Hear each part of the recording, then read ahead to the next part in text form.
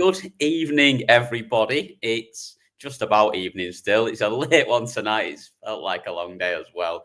But we are here. It is day 3 of the Paddy Power World Darts Championship in the bag. This is the Fallout Bar. And once again, joined by Carwyn Evans. We're supposed to have Mr. Simpson as well, but he's not too well, bless him. So send all your love to Mr. Simpson or give him a lot of abuse for being a little bit of a soft lad. Up to you, whatever you want to do. I'm going to go with the latter. Carwyn, how are you? I'm all right, thank you. And I'm surprised he hasn't fought his illness to be on the show, especially as one of his fellow Northerners, impressed in what's been an underwhelming day, maybe in Ali Pally. I think he's been celebrating the Ryan Joyce win a little bit too hard and he's struggling. Yeah. Spoiler alert there on that one. We got a little bit early onto the results.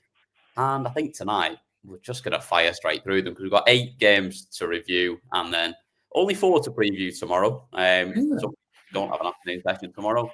Can't tell you why, so do not ask me because it'll just make me look stupid.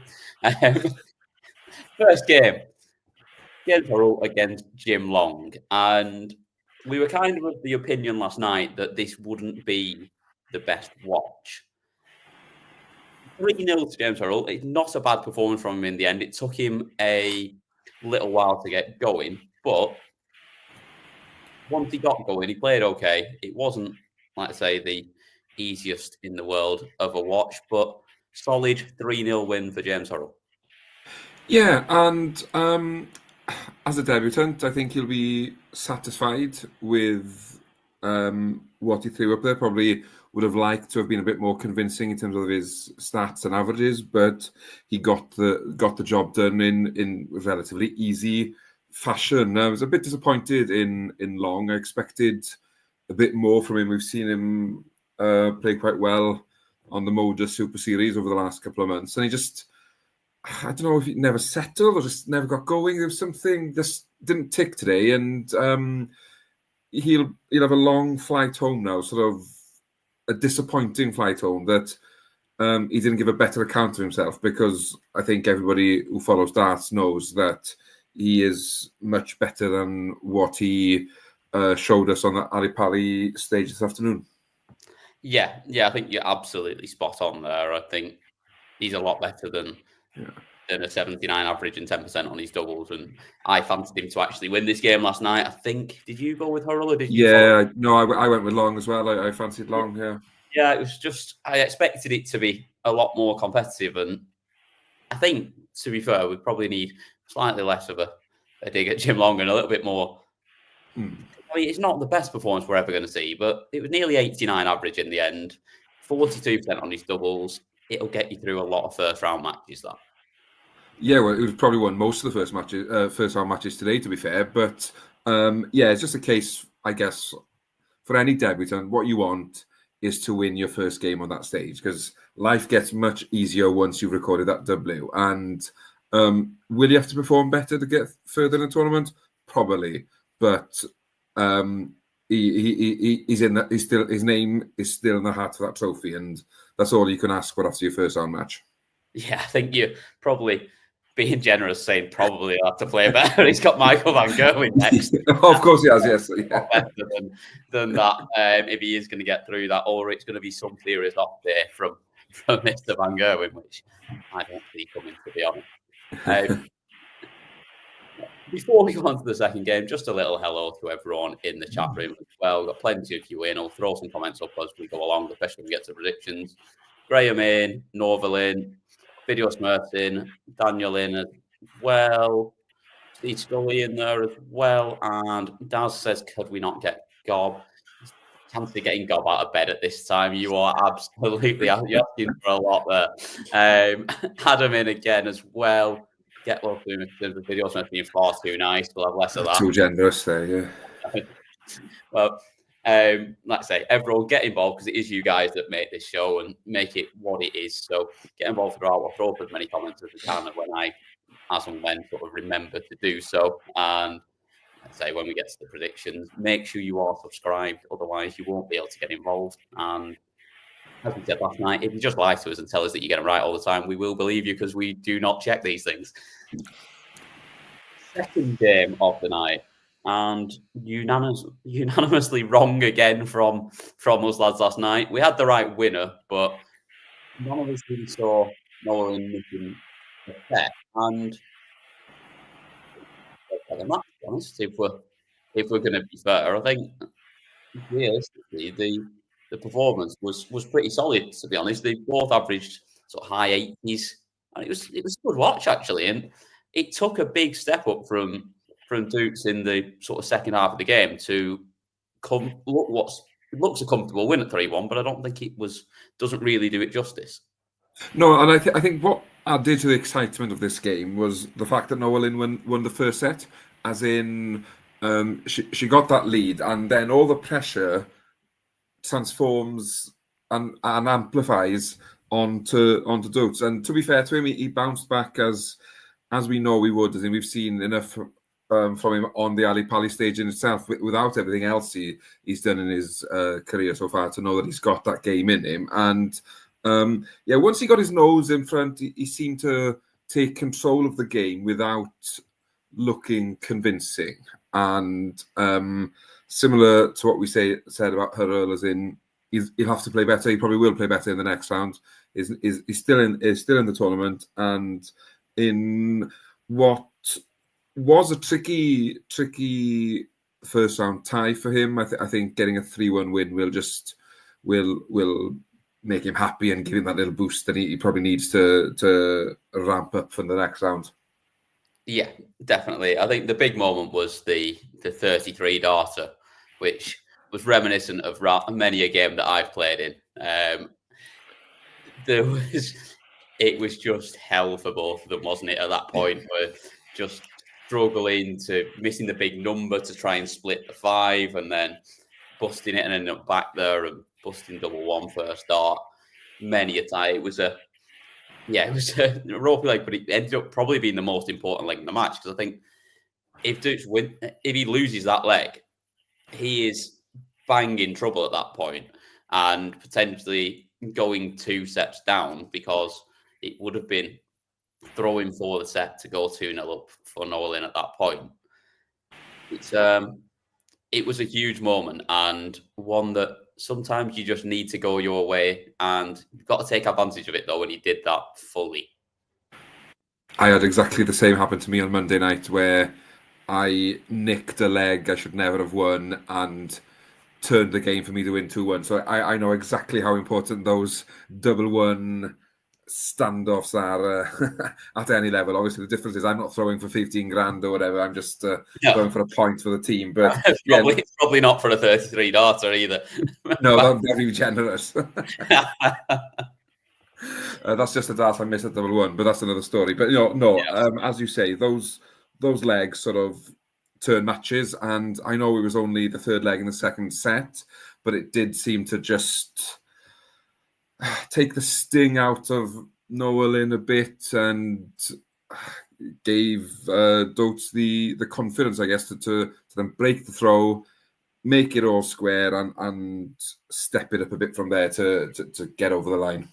Yeah, especially that third set sort of went on average 98, and then kind of felt like he had the game wrapped up at that point. Up next for him, he has Michael Smith again, another one. He's going to have to up, isn't he? That's the thing. But we know he has got those levels. We like to say, saw him go through it a little bit into that third set, and he's going to have to perform like that throughout. But it's an opportunity, because Michael Smith is not playing at his best level by any means at the moment, and it'll be one that he fancies after getting a win out of the way.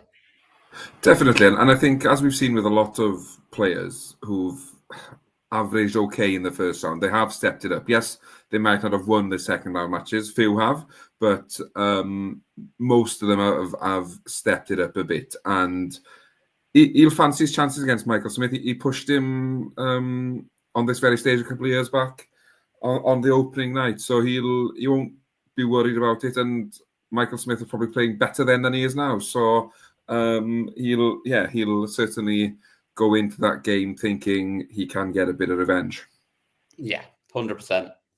Next game, this afternoon. This one was actually quite a good watch, to be honest. Not that I was watching it because I was working, of course, but it was a pretty good watch. This between Ryan Joyce and Darius Labanauskas. This is where I don't know. I just have to make myself bored. I'm gonna put an envelope over my head and pretend to be Dan Simpson for a minute. Ryan Joyce won 3-1, and I'm very happy about it. I think this is. I think this is the only way. Yeah, no. I was convinced he was back in the Fallout bar with us. That's how convincing that was, Cam. So don't discredit yourself. I think this is the only one I predicted right all day, actually, in terms of the scorelines. So very happy with that. But yeah, it was a better game than I expected. I wasn't sure if Labanauskas could raise his game enough to compete with Ryan Joyce, but I like to be proven wrong, and for a large part of that game it was sort of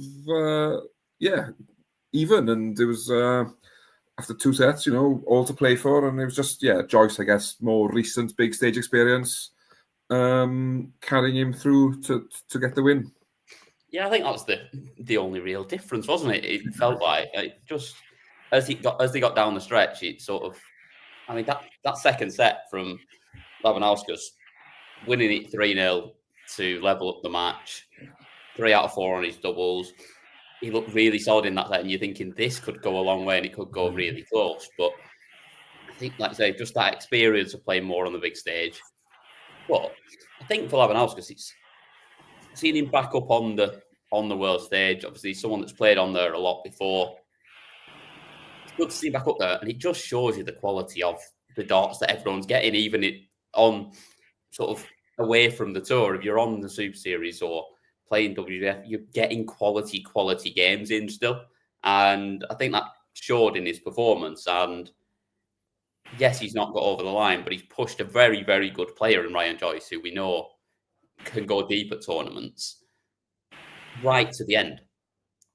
Yeah, and I think it shows the strength of darts as a whole at the moment, that you're getting the likes of Labanauskas and Jim Long playing in the modus, getting their game time elsewhere, maybe whilst they haven't got tour cards, in preparation for these tournaments, and pushing these players who are often seen on our televisions, on our big tournaments, and making games of them. I think as a sport, we're blessed at the moment that not long ago, Labanauskas was going deep in these tournaments himself, and now he's qualifying without a tour card for the World Championships. I think it's amazing to see where darts is, and it's certainly getting tougher to try and break into any format of darts, just because of the quality we've got on show. Yeah, absolutely agree with you there. Before we get on to the second round game of the day, we have got a couple of clips in from earlier on today.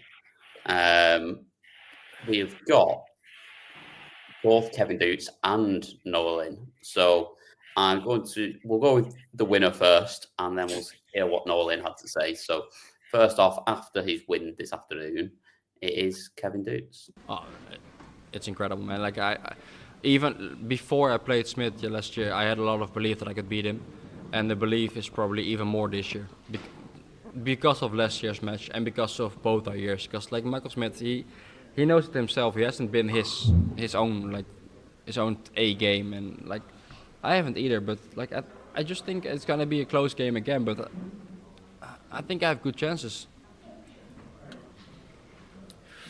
I think he does, but I also think he doesn't really care. Of course he cares about it, but like I've seen interviews of him where he's like, if this happens, then it's just like that. So like, of course he wants to defend the 500,000 that he won 2 years ago. But I think I'm gonna see Michael Smith on his A game on Thursday, because he loves playing darts and he's one of the best in the world. Like I don't think it's gonna affect his game that much. But I also think that I'm gonna play better. Confident man against it. Fancies it. I mean, it was a very close game last time round. Both of them averaging basically a ton last time round, and an absolute 3-2 cracker. So more of that, please. We're very happy if we see some more of that. Yeah, it's as if we knew what he's going to say when we were talking about it before we knew we had the clip. That's how special we are as well, really, I guess, isn't it? It's almost like I should have known that we had clips before we started. Also, though, we don't get this very often, but we did hear from the loser, and we've got another clip from one of today's losers, which I'm very excited to play. Yeah. But first off, Noah Van Leuven after the game. Just play darts. I guess that's it. It's just the love of the game, and anyone who's discriminating against me or being terrible about me, it says more about them than me. Do you think that the sport is abused for transphobia against you? I guess at this moment, any sport is being abused for transphobia. I think if we look at like Padel, I've seen something like trans people getting banned from that. Darts, if we look at the WDF, it's going to be the same if they can make it up with the rules. I guess it's terrible for trans people at the moment to play any sport. Well, the PDC have been really supportive towards me, towards anyone. They stand behind their own rules, and that's how it is right now. I think it's great to see what they're doing. If you look at other sports, I guess it's the easy way out, just to ban trans people until they reach, or if they've gone through puberty, they're not allowed to play anything anymore, I guess, in the UK. It's terrible. He makes a lot of good points. It is very difficult out there for a lot of people in a lot of sports, and obviously very fortunate that she can play in the PDC and hasn't sort of had opportunities taken away like there are in other sections of darts, and also in other sports as well. And it's always going to be a difficult debate, and it's always going to be one that sort of divides people. And I'm not one to be getting too involved in darts Twitter when it starts going off about it, but I just think it's, especially in darts, it's such an equal opportunity sport that I don't see why there needs to be any issue or why it should be any problem. And I thought she equated herself really well up there, and her attitude is really good about it. She just wants to play darts and just wants to. They're very much the Gary Anderson mantra. Let's just play darts. We don't need any of the outside noise or any else that comes with it. Just take people on the merits and give everyone the opportunity that they deserve, essentially. Exactly, and nice to see her sort of talking so honestly after probably losing the biggest match of her career to date. And yeah, let's play darts. Game on. Absolutely. Bob is in the chat room as well. Not so good from him today. Only 3 correct. My bad days were only 3 correct. Cracking effort again, Bob. And Jamie, no comment on that one, but we'll move on swiftly. Yeah. On to the first second round game of the day. And this one was maybe not quite what we expected. I thought this was going to be 2 players that have had good years, really, really pushing each other. And this was where we were going to see possibly the best game of the tournament so far. It wasn't that, was it, Carwyn? As Luke Woodhouse was the victor in the end, 3-1 over Mike the Dicker. Yeah, and I don't want to try and analyse what the Decker was feeling going into this tournament, but Premier League must have been on his mind because his name's been checked about, and when people start getting their names checked about, they add pressure to themselves and they don't perform as well as they can. Not only that, big thing with him before the game, big feature with him on Sky, doing a little bit in the preview to the game as well. Telling him and sort of nudging him along, and like and you say, unfortunately, I think he's played himself out of the Premier League with that performance because taking the thing away from Luke Woodhouse, he was quite comfortable, 3-1 victor, but he averaged 4 or 5 points less than he did in his first round victory. So he wasn't firing anywhere near where he can, And I said last night, I think De Decker wins it because Woodhouse won't be able to keep up with him. Well, I couldn't be further from the truth if I tried, but very disappointing. And I know Mike De Decker's gone on social media after the game and congratulated Luke Woodhouse, and he was saying that he's going to recharge the batteries over Christmas and what have you. But that's going to hurt. I think after the year he's had, Premier League, regardless if he's in or out before the tournament, I think that's going to hurt because he's better than that. And I think that's what will get most to him, is the fact that he's gone out playing poor. If you go out with a 97, 98 average and somebody hits a turn against you, hats off. You can't do anything about that, really. If you go out with an 87 average when you're the seed and the favourite and expecting big things, it's going to be a long Christmas break for him now. Yeah, it is absolutely that. And like you say, it just wasn't what we expect from him. And like you say, it's not only going to be a long Christmas break, it's probably going to be a long 16 weeks as we get to February and beyond. Yeah, he'll have Thursday night freeze from now on anyway. Yeah, he's we get a game of five-a-side in or something. He needs to do something just so that he isn't sat at home and watching that, essentially. Yeah, not ideal from him. No. But really good. Well, I say really good. Really solid again from Luke Woodhouse. Like, he did enough and sort of just managed his way through the game in the same way that he did in his first round game. I still think there's levels to come. Yeah, he won that game pretty much in the first 7 legs. Going 2-0 up was crucial because even though you expected some sort of fight back from De Decker, Woodhouse looked like he had enough to get him over the line from that point, because second set he won it averaging 80. And I know the doubling isn't great from either of them in that second set, but yeah, less said the better. It's not great, is it? No. We can really say on that one. Yeah. Poor end of the afternoon. Just expecting fireworks there and didn't even get a light. No, that's it. Like, literally was fully left alone. I think it was that one. But yeah, it's another. Like I say, the main thing is it's a good win for him, and 2 good wins already into round 3. He's got to be feeling good about his game, Luke Woodhouse, in that without him doing too much, he's got an opportunity now that if he can pick it up after Christmas to really go on. Yeah, massively. As in, it'll certainly give him confidence. And sorry, I'm just looking at the live order of merit. If he gets another win, he's in the top 32. Obviously, there's a lot that can happen below him to sort of change that again. But the ramifications for him are amplified now, I guess, from here on in. So yeah, big win again, and if he carries on, then yeah, who knows where he ends up post Ali Pally.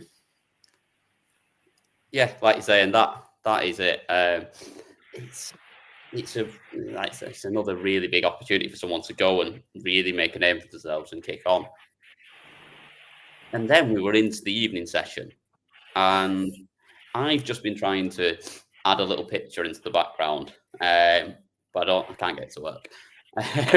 Someone in the chat earlier, and it was the old meme of "Come dine with me." The old "What a sad little life, Jane," and I edited it to say "What a sad little life, Jeffrey de Graaf." And it's just, he managed to make himself the most hated man on the stage on a day where Fallon Sherritt was playing someone, which was impressive because the whole crowd, and this is nothing against Jeffrey de Graaf by any means, the whole crowd, everyone in there, fell in love with Rashad Sweetin. He is my new favourite player. I just want to watch him all day long, every day. The 180 was just magical. I think he went the right way. I know you disagree with me on that one. I think he was right to hit it. But yeah, in the end, despite looking in trouble early on, Jeffrey de Graaf gets over the line with a relatively comfortable 3-1 win and a pretty good performance. Yeah, the only reason I don't think that 180 was the right call was because he left himself double seven and doesn't take it out. He wins that leg, he wins the set, he's 2-0 up. It's a different story, but I just feel like, and I know somebody messaged him asking him to do the Cole Palmer celebration when he hit the 180, which he did do, to be fair to him. But one of the people. yeah, if that was in the first leg of the game, I'd get it. But in a second set deciding leg, which you'd thrown first, I think you've got to tear up and play the percentages. But yeah, he was a breath of fresh air. I thought he did the right thing though in then splitting it as well. Yeah. So realistically, if he switches and goes for 14s or whatever he might have gone for, he probably hits a single. Like, just by switching away, you're not guaranteeing yourself to hit the treble, and then he might be he's got it. So he got a bit of single 20 and then the tops to take it out, which can be difficult at times. It can be tricky to depend on where it lies and whatever. I didn't hate it, and it got the crowd on side even more than they already were. And to be fair, at that point, he hadn't hit a 180 up there, and that's the thing. Ever get a chance to do it again with all the crowd on his side. And sometimes moments are more important than the right dart at that point. As in, let's not lie. If I ever play on that stage, I got 182 left, and I got a chance to leave myself double one, it's happening because it'll probably never happen again. So I completely get it. I just think because the way he took the 65 out to win the first set, he was feeling a bit confident on that tops, and that's why I think I'd have set it up. But anyway, regardless of that, the three of us last night, I think, did we give him a leg each? I'm not sure I even did that, to be honest. He proved us all wrong, and yeah, he was enjoying himself up there. Great nickname as well. Yeah, really good nickname. A lot of fun. I hope we see him again because I loved it. I know not the best average, but sometimes a personality gives you an extra 10, 15 points on the average anyway. And De Graaf got through a tricky tie there, especially as you say, once the crowd is with somebody else, you quickly become. He managed it out really well. Yeah. You said you wanted to see him again. We're gonna see him again because we've got a clip from him. Oh, get in! We've got him here, so here he is. Chad Sweet. I mean, when I look at it, hopefully, like you said, it's amazing. I'm very supportive, but they're very supportive. Sorry, and there was a fan that actually wanted me to do something after he hit a 180, so I was like, I'm gonna do it. When I hit the 180, I do the cold shoulders thing, and hopefully they saw that and they were watching. Fans, I love you all. I love you, man. I hope so because I'm gonna tell you the funny story. I'm gonna tell everybody. Everybody watching, good. What happened was I was in the room practicing upstairs in the hotel, and I was throwing darts, and I heard the swipe on the door, and it's like it was a jam. Like the person had trouble getting in. I thought it was the cleaners, so I went to the door and I opened the door and I looked up and I said, "You Luke Humphreys?" He said, "Yeah." I was, do you want me to come out here because you're the best player in the world? You want me to get up? He said, "No, you're good, you're good." And we started a conversation from there, and he gave me encouraging advice about the game and what to expect, and he's proud of it, and asked me about my country, how it starts there. The same thing you're asking me, he asked the same thing. Very cool guy, very cool. I love it, man. He did mention me, by the way. To answer that, somebody said that I was in my room, and they said, "Rashad, Luke Humphrey mentioned you." I say, "How much on it?" 16 minutes and 57 seconds. Good. I'm going to look at it. And he said the Bahamas. He didn't remember my name, but I'm the only Bahamian here, so that's awesome. Love it. Literally the best interview ever. It's very rare that when we do this show that I've already had a chance to go back and look through interviews because I'm usually watching the darts and making sure everything. As soon as I heard we had this one, I've watched it in full. It's about 10 minutes. It's mint. Get on after we're done, straight on to the channel. Get yourself watching the interview because it is just as good as that sounded there. I might just play that on a loop for the next 20 minutes and then just end the show. Exactly. And again, though, it just shows the humble gentleman that a defending champion and world number one is, that he's got time for, somebody he probably never heard of prior to this week. And he still didn't know his name afterwards. Which is no, exactly. He still obviously mentioned him in an interview himself after that as well, which is just really nice. And really good moment. And obviously, just a great one for him, and I hope he's back. I really do. Yeah, definitely. He showed enough for everybody to want to see him again, I think. he's also said he's here till like the 5th, so he's even considering going to Q school, which would be fantastic. But he also said it's absolutely freezing and he's not going to go outside until the 5th, so he should be well practiced by the time he gets to it anyway. We'll be practicing with our comfies for the next fortnight then. Yeah. That's it. Practice partners now forevermore. But did he not arrange a fight back in case? Did he fancy a bit of a run in Ali Pali? I think he's either thought I'm going to go and win the lot, or no, I'm going to watch it all. Yeah, it's a lovely story himself, isn't it? Oh. Yeah, it's fantastic. Up next was a game that we thought there was a bit of jeopardy in here for Ricardo Pestresco. In the end, it looks very comfortable. However, early on, he was in a bit of bother here, but doubling from Jong just let him down when it really mattered. And that is where Ricardo really stepped up. A couple of big finishes under pressure when he needed them. And it just showed a little bit the class of someone who's done it on a big stage before. Yeah, that was exactly it. In that second set, especially, I think he took 3 90+ finishes out, including that huge 158 off the back of the 180 to where Zhang had lead himself double 10, and yeah, it was a professional performance from Pietrasco, really, and he just seemed to keep his head down and do the business, not overthinking, not try to get involved with any little shenanigans, just win a game of darts. That's all you've got to do. You win your game of darts, and he did that. And yet again, it was another one, high 80s average, and he knows he'll have to play better.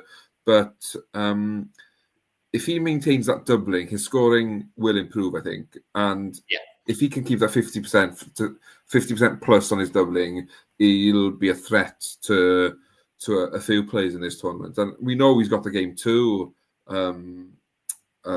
progress. Obviously, he's got a tricky tie next with Jan van Veen, who's full of confidence himself. So, really good game that. If the scoring does up and he carries on that doubling, that is going to be an absolute cracker.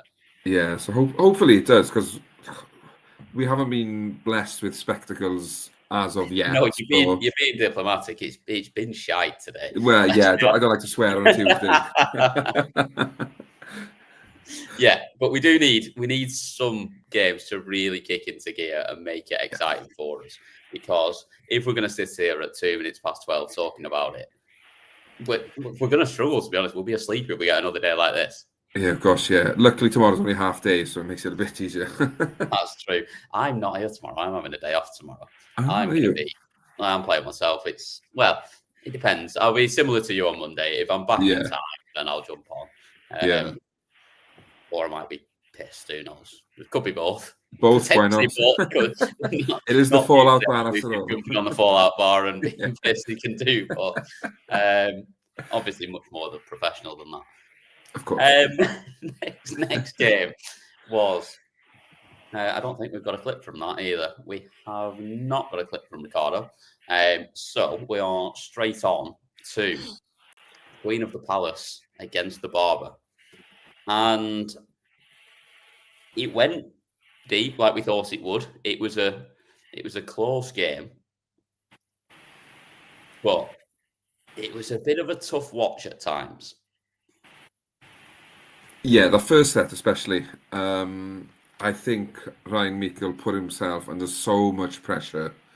And he could have imploded after that first set. But luckily for him and for his fans, he sort of regained a bit of composure and came back out after the break, and the first break, and won the second set. And he seemed to just ease him in a bit, because, the first leg even, I thought, oh, wow, it could be a long night for him if he doesn't sort of get to grips with the game and the occasion and the fact that he was playing Fallon, who's, as we know, is well supported in the Palace. She's been dubbed the Queen of the Palace, so she's. But yeah, to be fair, again, it was. I think sometimes when you don't get the massive averages, the excitement and the the intensity of the game is sort of just as It gets Nicky, lost a little 'cause- bit, doesn't it? oh, what? Sorry. It gets lost a little bit, doesn't it? It does, yeah. And don't get me wrong, if I can see two players hitting 110 average, I'm not going to moan. But as well, I don't mind a bit of a scrap because Oh, no. proves that we're all human and we're all That's capable it, of and- throwing a bit of rubbish. I think, to be fair, in the middle part of this game, I thought Ryan, he upped it quite a bit. He upped it like 16 points from the first set across those middle legs. And in the final set, upped it even further. But the problem for him in terms of making it watchable is the fact that he is so slow. And it works for him. It's absolutely what he needs to do. And he plays well. But for the crowd, especially because Fallon's quite deliberate as well, she's not particularly quick either. I felt like after he won that second set to level it, the crowd had obviously dipped a little bit because there's a break then as well.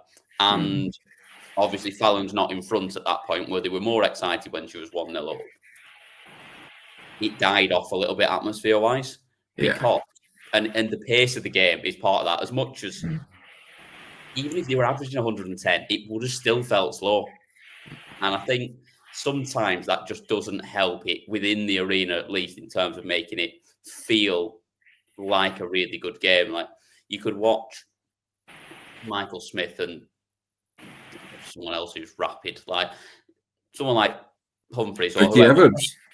Evans. They could play each other and average the same as these two have here. But you would feel like it was a better game and a closer scrap and a better battle than it was, just because it's at a much quicker pace and it's Electric, a lot faster.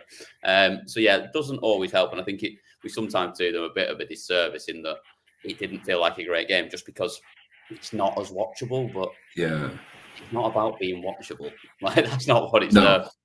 Like it's about going up there and getting the win, and in the end, that's what Ryan Meikle did, and it got a bit tight and it got a bit nervy. The last set was probably the best set from both of them, and he closed it out really well for a 3-2 win.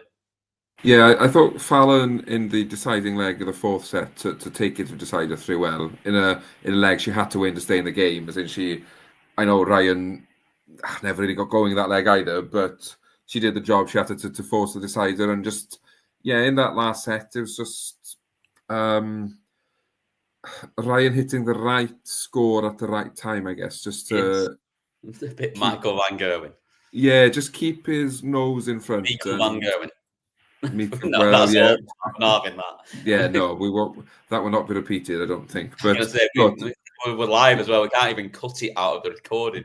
No, that's the magic of the Fallout bar. It's not pre-empted. It's not pre-recorded. It's all live. But to be fair to Michael, he's going to have to improve a lot when he comes up against a certain Mr. Luke Littler.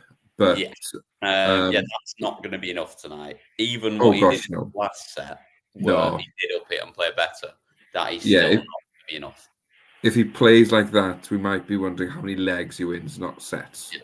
Speaking of young Mr. Littler, massive congratulations to him.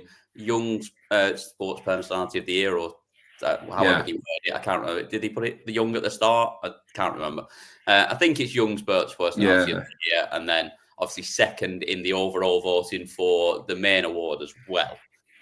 In a very northern main award, it finished with Manchester's Keely Hodgkinson winning the award. Luke Littler, obviously, from around this sort of area as well. And then Joe Root in third from the wrong side of the Pennines. So, pretty nice northern feel to the Sports Personality of the Year award this evening. Shows the strength you've got up there. This is something in the water, must be. Or as one of the lads put it in the chat, it just shows that everyone down south is not very good at sport and two has no personality. Not my fault, and I'm not standing by that, but it did make me laugh a little bit. Moving on. Swiftly, yeah. Have we got Ryan Meikle? We haven't got Ryan Meikle either. So we are just on to the final game of the night. And final game of the night was we said that Wesley would have to up his game in this one. And he did very much from his first game. As you alluded to earlier, we've seen people play better in that second game than they did in the first one. He very much did this. And despite missing 406,000 darts at double, still averaged nearly 94, which quite impressive. I may have exaggerated for effect, but he pushed Peter Wright close here. And fair play to Peter Wright. I didn't think he would win this game. I didn't think he was playing well enough to beat Wesley if Wesley turned it up a little bit. But he did enough. He outlasted him.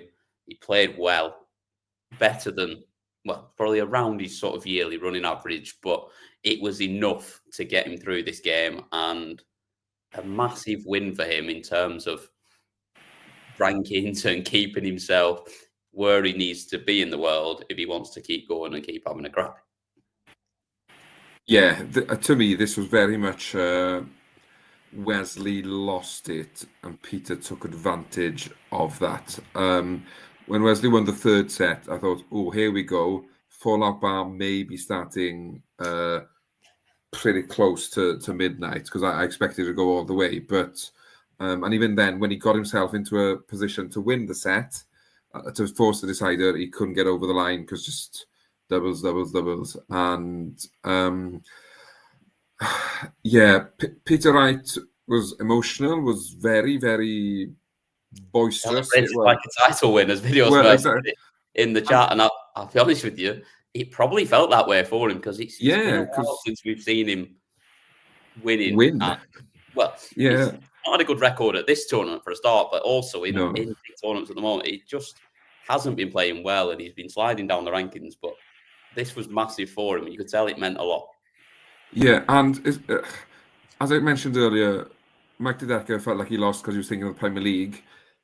Wesley might have lost because he was thinking Tour Card, because I think had he won this evening, he'd been pretty much guaranteed to start next year in the top 64, which means, similar to Connor Scott, his match play money would be in a good position to start with. Now, there's a certain Mr. Robert Owen, either still in London or back home in South Wales, thinking, oh, if I beat Gabriel Clemens, Tour Card might still be in my hand. So it's... Yeah, he is light orange at the moment on darts rankings. Is Wesley after that. It's very, very close. So I'll be nervous wait for both. Really, Rob Owen pushes him out of there, because he is in 65th at the moment, is Wesley Plaisier, but we know that Steve Beaton is giving his card up. Therefore, that 65th is technically 64th in the rankings as it stands. So, yeah, it's going to come down to Rob Owen. There's a couple of others, but could still do it, but they were going to need a few wins. So yeah, this loss could hurt even more. Got, Nick Kenny and Jeffrey Zavan, but they're going to have to win 2 or 3, I think, aren't they? Whereas a win for Rob Owen will be enough to knock him out of there. Yeah, so I think whilst he may be happy with his performance, the defeat will hurt even more if Rob Owen does manage to get over the line against Gabriel Clemens. His scoring was good, and he gave himself a lot of opportunities, but just couldn't hit them when it mattered. And Peter was pretty clinical as well. That was the other thing. Right? He was up there around sort of 50%, maybe just below in the end, but enough that it would just comfortably give him a go. And for the first time in a long time, it felt like Peter Wright played as if he cared, as if that mattered to him again. And whilst, he wasn't setting the world alight, it'll give him a bit of confidence that he's beaten somebody he may not have been expected to beat based on recent form. So we'll see what this does for him here. He's beaten the man with the highest average on the day.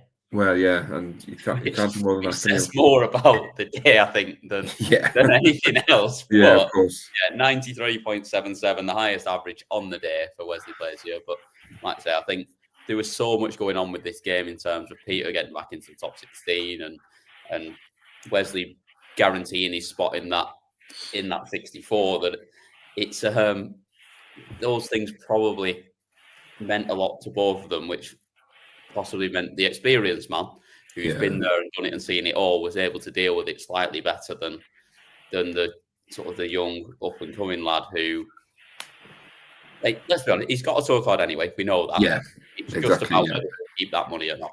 So it's not a disaster if he loses it, but we know it's so much easier to go on and keep that tour card if you've got that start of being able to be in the 64 and have that sort of opportunity to go forwards, like Connor Scott looks like he will have now as well. Yeah, exactly, yeah.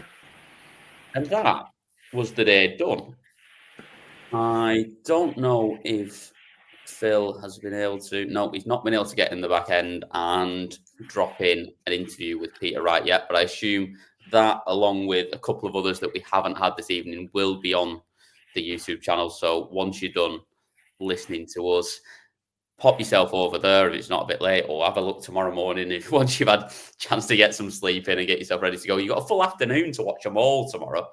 And to watch Rashad Sweeting at least 15 times is well worth watching. So, yeah, no games on in the afternoon.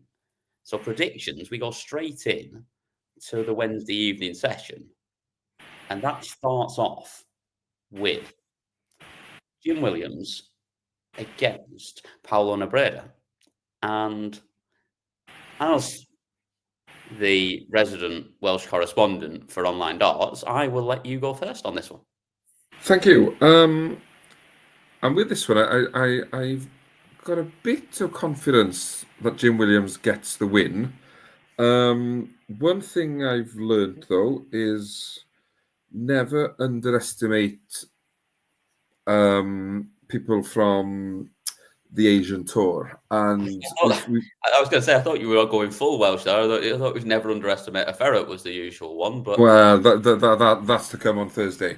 But so I don't think it'll be straightforward. I think Nebreda will make it difficult, but I think Jim Williams wins 3-1. Yeah, everyone is already getting involved in the chat room without even having to say anything. Daniel 3-0 for Jim Williams. Daz has got it 3-2. Adam's with you 3-1 Williams. 3-1 Williams from James. We've got 3-0 again from Norville, and Video Smurf's got it 3-1 as well. Bob's gone 3-2, and we know Bob gets more right than he gets wrong. Yeah, I'm not sure it's quite as tight as that. I've got a feeling Jim Williams plays really well here. And I don't know why, but I just think that he'll come out, play well. There might be a set that goes close, but I think he nicks it in the decider and he wins it 3-0. I hope you're right. Well, I hope I'm right, but if I'm not right, I hope you're right. Yeah, if I can't be right, I hope you're right. We're very nice to each other on here. Second up, Madas Razma against Christian Kist. This doesn't feel like a game that's a good watch. No. It feels like it'll be hard work to get through this. But I'm going to go first because I made you first on the last one. I don't know why I'm doing that because I'm in charge today. I should just be making you. I've got a clue where I'm going on this one, to be honest. I think just having a quick look at the old betting with the sponsor, Paddy Power. Obviously, use them if you are having a punt. I'm not next to him anymore. I'm doing it the wrong way as well. I'm not there like I was last night. I can't point. You've gone the wrong way as well. I talked you into that there. I didn't even want to do it. So I think that the upset will be if Christian Kist wins based on the betting. And that's where I'm leaning as well. I've just got a feeling. It's pretty tight. It's 13-8 on for Madas Razma, 5-4 for Christian Kist. I just fancy he wins. I feel like there's just something there. I think he's been playing better this year than we've seen for quite some time. And he might just do Razma 3-2.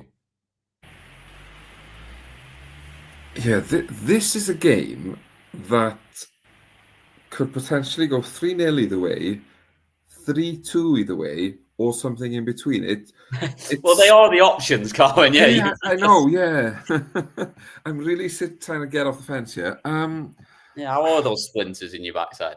Yeah, they're painful at the moment. Do you want another minute just to think about it while I run through what we've got in the chat? Yeah, if you don't mind, then, and it We've might got give you some inspiration. Daniel's got Razmataz. He's gone full Razmataz in there, 3-1. Razma 3-2 for James. We've got Razmataz 3-1 for Norville as well. Kiss 3-2 for Adam. He's with me on that one. Razma 3-1, long watch. Yep, Bob's, but he's always right, Bob, and he's definitely right on that end bit. Whether he's right on the score or not, I'm not sure. 3-0 Razma. Daz just wanted over with as soon as possible. Kiss looked decent versus Little last year. He did actually. He played well last year. Video Smurf's got him 3-2 as well. And yeah, Razma felt like a decent end to the year, and thought he did. He did play okay, to be fair, but I don't know. I feel he always flatters to deceive a little bit when we get into the big games. Yeah, but saying that, I slightly agree with Bob in the fact it's going to be a long watch, but I think Rasma wins 3-0. I think he's going to find that treble 19 more often than not, and will outscore Kist, and will have enough opportunities to win. So Rasma 3-0. And then we have an absolute contrast of styles. We have Ricky Evans, who takes all day to throw his darts, and Gordon Mathers, who is absolutely rapid. No, I've got those the wrong way around, haven't I? No, yeah, this is gonna be a contrast. This is gonna be the advantage for Ricky, though, even as quick a player as he is. This is all once he gets to the hockey. It doesn't. I don't think it affects him playing slow players the same way it does with other players in terms of people that have to get a rhythm. He just, once he gets there, throws them quick. But I don't think it affects him as much. But it is your turn to go first on this one. And which way are you going? I think Ricky Evans wins quite comfortably, but I think Gordon is too good to go home empty-handed. And because of that, I'm going to give him a set, but Ricky Evans wins 3-1. You're being more generous than I am. And you're being more generous than the chat room is as well, to be honest. Ricky 3-0, Ricky 3-0, Ricky 3-0, Ricky 3-0, and Ricky 3-0. Oh, Bob's got 3-0 as well. Ricky 3-0 as well. So, yeah. I'm definitely wrong here. Except for you. And Daz usually does all right in the old predictions as well. Yeah, everyone except for you and Daz are going 3-0. And you can add Cam McFarlane's name to that list as well. I think it's 3-0 to Ricky as well. I just think I feel like we've seen Gordon there a lot now over the years, and I think it's kind of at that time now where I don't think we're going to see anything that we've not seen before. And Ricky is just the better player all around, and I fancy that he will be the one that wins this one and wins it relatively comfortably. And then, this is when I like to be in charge. Last up, we've got Nathan Aspinall against Leonard Gates, which is just... I just love to watch Nathan Aspinall. I'm just happy he's back, happy he seems to be fit again, that he's not struggling with injury at the moment. He felt like he feels pretty confident coming into it this year, and that in this tournament and going on into next year, it's going to be the best of Nathan Aspinall going forward. So that just makes me excited and makes me just ready to watch all of this. And I'm not even going to pretend that I'm got any level of impartiality in this. 3-0 Nathan Aspinall, and I'm just going to believe it into existence. I can't disagree with you. I don't think Leonard Gates. Oh no, he's going to get beat now. No way. No, I don't think. I don't think Leonard Gates improves on his performance against Menzies, and that is nowhere near enough to touch Aspinall. I also think with results how they've gone today, a certain young Nathan Aspinall will now believe his name could be in the Premier League again. And I think he goes on a run in the Worlds that gets him more than involved in the conversation. Well, he certainly wants to be in there. I know that. He's not been shy about mission. talking that up. Definitely wants to be in there, and I want him in there. I don't know why anyone wouldn't want him in there. He always gives it his all. You know, he's always going to go up there. He's never moans about being in there. He wants to be in there, and he understands what a privilege it is to be doing the sport that he's doing and being able to get paid a very good living for doing it. As much as some of them like to moan about it and moan about schedules or having to travel around, he's certainly not one of those. And yeah, I always want him in there. So I think it's a real opportunity if he can have a good run at this tournament to put himself in there as well. And to be honest, if he is fully fit and he's playing well, I ain't writing him off from going all the way in this tournament either.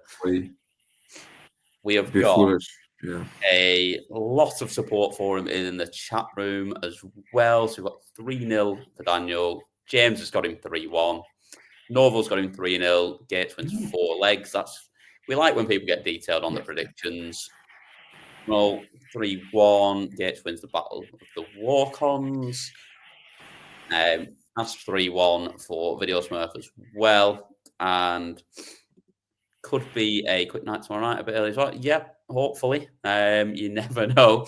And Ash 3-0. It may not be danced as much as he was last night. I think you're right there, Bob. I think we're not going to see him dance as much. You got all excited with your Gezi prediction, didn't you? And gave us all sorts of things. Yeah, wasn't far off, actually. No, you weren't. The average is big thing. Yeah, so I'm going 3-0. I think Gates only wins 3 legs, and I think Nathan Aspinall averages the highest we've seen in the tournament so far, just slightly beating Connor Scott. Well, if we get that, then we will be in for an early start tomorrow because that'll be something special. Depending what happens before it. We have got Raspberry before that. Oh, point. Yeah, that's true. And Daz, I hope so. I don't want it to be 3-2. My nerves won't be able to take that. But 9 darter along the way, absolutely want to see that. And that would make up for a lack of afternoon session as well if you got a 9 darter tomorrow, right? That's it. And I think that's a good place for us to end. I just on the belief and the thought that Nathan Aspinall hits a 9 darter tomorrow. I know he didn't say that Nathan hits one, he just said there was one. But I'm giving it to Nathan if there is one. So that is a spot for us to end. Thank you very much, everyone in the chat room again. If you want to get involved, remember you do have to subscribe. So if you've been watching along and you want to give us your predictions going forwards from tomorrow night onwards, get yourself subscribed. Like I say, all the interviews in full on the channel. So pop yourself over there in that free afternoon that we've got tomorrow without any games on. And we will be back tomorrow. I think it's Carwin and Dan Simpson, providing he's had a lemsip, are both on there tomorrow. Other brands of things are available. But yeah, that will be the lineup tomorrow. It may well be me as well if I'm back early enough from playing darts myself, which where I'm playing at the moment, I'll probably get beat pretty quickly and might be able to make it home. But that is all done for night 3, and we look forward to night 4 tomorrow at the Paddy Power World Darts Championship. Thank you very much from both of us, and we will see you all very soon.